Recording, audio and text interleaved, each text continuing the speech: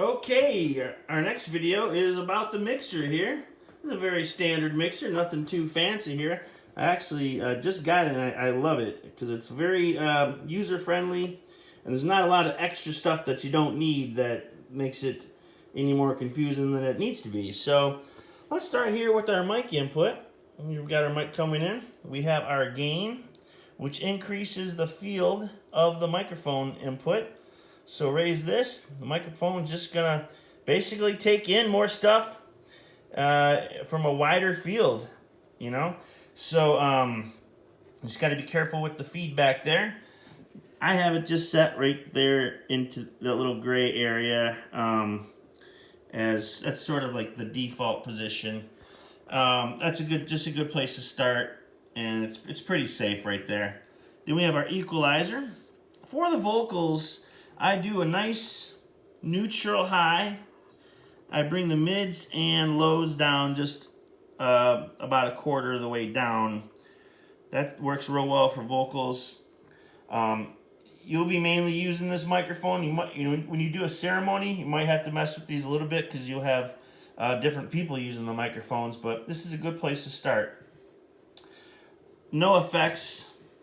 Pan is right there in the neutral spot. And here is our output volume level. This is the amount of volume that we're sending to the speakers there. So people often ask, what's the difference between gain and your levels? Gain is your input volume, the field of the input coming into the microphone, and your levels, here's your output level, the volume that we're sending to the speakers. So that's always a good way to separate the two. In, out. All right. So next we have our RCA inputs here from the computer. And basically, we just keep these right in the neutral position. You could do more mixing on the software. There's DJ controllers too, but we're not going to get into any of that kind of stuff. So here's our output level to the speakers. Then our main output level. This is just output for everything. And we don't need any effects. Here's just compressors. We don't have to worry about compressors for what we're doing. And that is the basic stuff.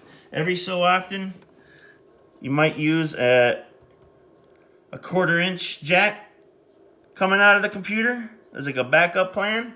But mainly you'll be using the RCAs for what we're doing here. So, and that is the basic stuff about the mixer. One other thing is, and this has gotten me, there is an on and off switch on the mixer.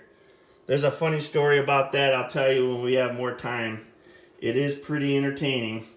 But, so yep, if you're not getting any power, do check the on and off switch, because that can get you every so often, as it gets me. So, all right, thank you very much.